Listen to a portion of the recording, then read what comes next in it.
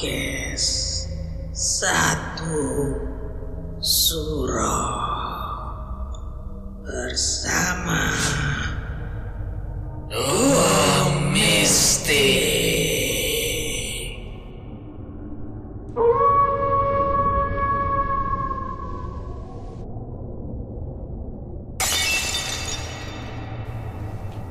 Assalamualaikum warahmatullahi wabarakatuh.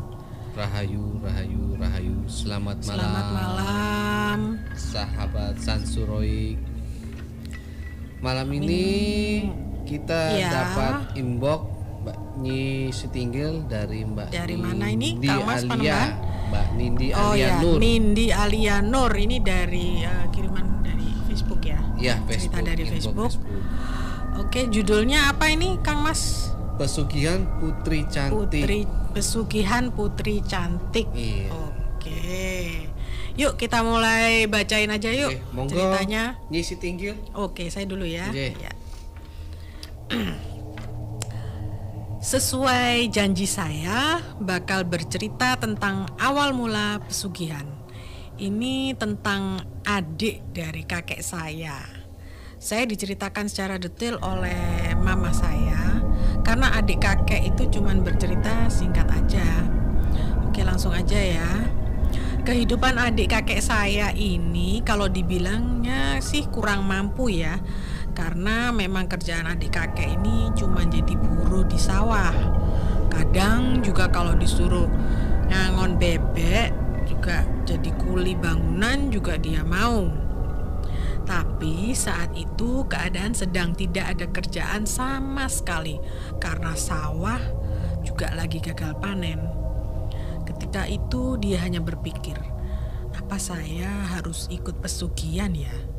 Karena memang istrinya juga habis melahirkan dan anaknya juga ada 3 dan yang 2 udah mulai sekolah.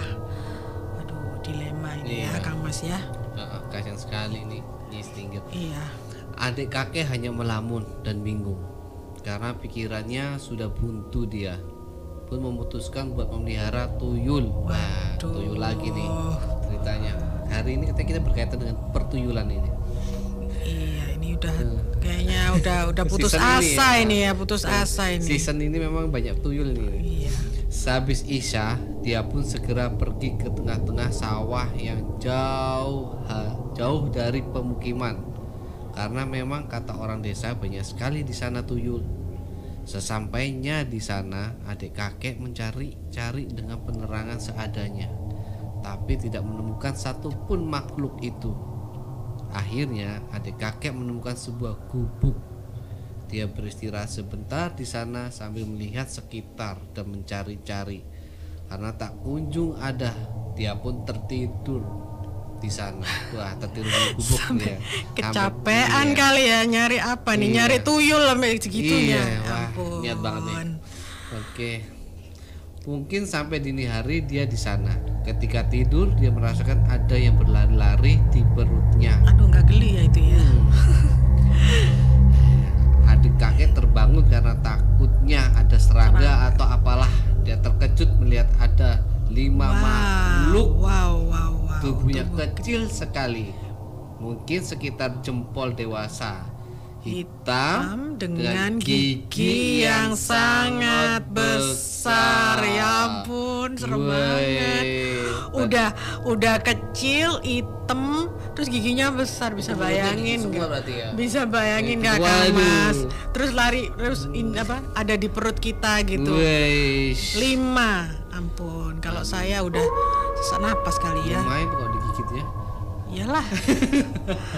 Oke. Dengan gigi yang sangat besar, namun yang bikin adik kakek tidak jadi memelihara tuyul itu karena jijik melihat makhluk itu belekan banyak sekali. Yang belum pernah lihat tuyul kayak gitu ternyata. Ternyata gitu ya. Kirain tuyul itu lucu-lucu gundul-gundul gitu ya, kayak Casper gitu ya. Ternyata Gilani gitu ya. Ampun. Ya, oke. Melihat hal itu adik kakek mengurungkan niatnya. Dia pun segera pulang. Oke. Keesokan harinya ada seseorang yang mengajak adik kakek ke salah satu gunung di Tasikmalaya yang terkenal sebagai tempat pesugihan. Yang pernah ke sana pasti tahu lah ya. Nah, ini gunung apa ya? Saya juga belum tahu nih. Nggak pernah pesugihan sih. Tapi adik kakek mencoba berpikir-pikir lagi. Karena memang keadaan istrinya yang perlu banyak kebutuhan ya, uang, dan kebutuhan anaknya juga banyak, dia akhirnya memutuskan untuk pergi sendiri ya. Nekat dah dia ya. Dia pergi dengan gandol naik mobil truk ya, pengangkut kayu yang tujuannya ke sana. Nah, setelah sampai memang hanya ada mobil pengangkut saja, karena memang dia pergi ketika sore dan sampai menuju maghrib. Dia pun turun di dekat sebuah pohon besar dan masuk ke celah-celahnya. Dia pun menelusuri jalan yang di sana memang sudah dikatakan oleh salah satu teman yang kemarin ngajak ke situ. Makin lama makin masuk sangat dalam, belum menemukan apapun pohon. Makin kesini makin rindang. Gimana nih maksudnya ya? Oh, belum menemukan apapun, cuma mungkin dia hanya melihat pohon-pohon aja. Mungkin dia di sana gitu ya. Tidak menemukan apa-apa dia di sana. Tapi udah masuk ke celah-celahnya ya. Iya. Oke. Masuk ke dalam dia. Singkat cerita, dia sampai di dalam hutan yang banyak makamnya, dan di atas kepalanya banyak monyet yang bergelantungan. Tapi saat dia perhatikan monyet-monyet itu seolah-olah menatap dia dan seperti melarang masuk untuk terlalu dalam ke hutan itu. Tapi dia tidak menghiraukannya. Dan sampailah di sebuah gua besar. Dia pun masuk ke dalam. Sudah ada yang menunggu, wanita cantik sekali. Dan keadaan gua pun seperti masuk ke dalam istana kerajaan, pilar-pilar berdiri tegak dengan karpet merah. Wah, ini udah masuk ke dimensi yang berbeda. Ini beda nih, ya. Kalau tadi ketemu yang menjijikan, ini ketemu wanita cantik. Ini kayak di film-film deh kayaknya indah-indah ya. nih ya.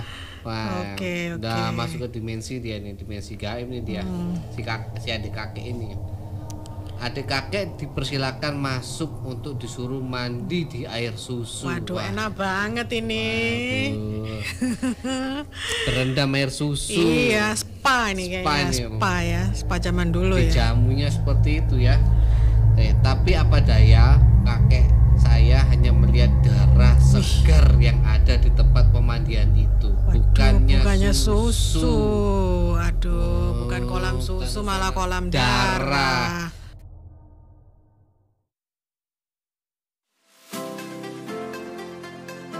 Hai guys, udah tahu belum? Di Surabaya ada kuliner ayam goreng hits yang rasanya endol banget.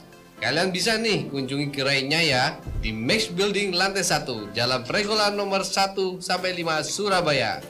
Atau kalian lagi mager aja nih di rumah karena khawatir untuk pergi kemana-mana. Nggak masalah, tinggal order aja di nomor WhatsApp 0878 549 25935. Beres deh. So, buruan ya pada nyobain, nggak bakal nyesel. Jangan lupa juga pantengin di Instagram @ayamgorengkarawaci Surabaya.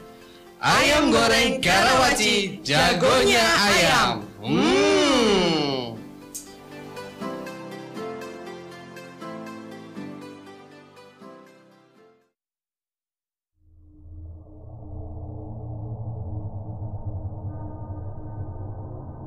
Saya hanya melihat darah segar yang ada di tempat pemandian itu. Bukannya susu. Aduh, bukan kolam susu, malah kolam darah. Ih, ngeri ya. Aduh, yang ngeri banget deh kalau gini. Ngeri, serem. Nggak jadi deh. Terus dia ingat perkataan uyut saya, kalau pesugihan yang cocok ketika disuruh mandi dengan air susu, maka dia melihatnya air susu. Namun jika pesugihan itu tidak cocok dengannya, maka air itu akan terlihat seperti darah bersegar bawaannya. Amit-amit. Nah, udah bilang Jadi kalau sinergi sama yang mau melakukan pesugihan, jadi penampakannya tadi itu tetap air jadi susu ya. Air susu ternyata. Tapi kalau yang nggak cocok, ternyata itu adalah darahnya. Genangan darah ya. Darahnya. Darah apa itu ya? Darah apa ya, nggak tahu ya. Darah segar bawaannya roh. Pokoknya bukan darah muda ya. Itu lagu ya. Salah. Nah, Oke. Lanjut ya. Oke, lanjut. Adik kakek itu pun menolak untuk mandi. Lalu putri cantik itu tadi mengajak ke sebuah ruangan dengan menghidangkan 4 ekor ikan dengan beda ukuran, dari ukuran yang paling besar sampai yang paling kecil. Oh, enak banget ini ikan bakar, ikan goreng apa ikan apa nih? Ikan asam manis ya. Ikan apa? Ikan penyet. Nah, Oke, lanjut. Adik kakek disuruh untuk memilih. Dia pun memilih untuk melihat dari yang besar sampai yang kecil. Namun ketika dia melihat yang kecil, seperti melihat anaknya yang bayi.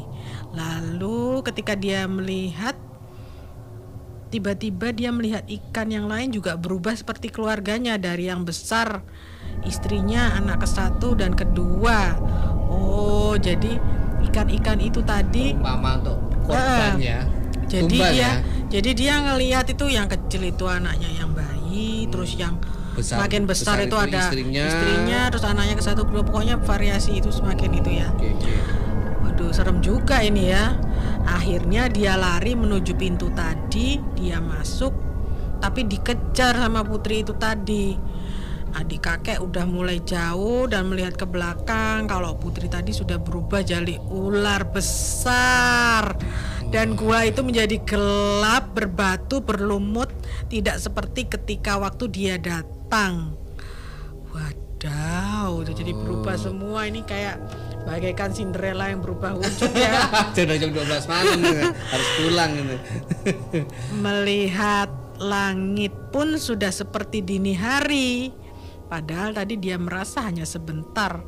Dan monyet-monyet yang bergelayutan pun sudah nggak ada.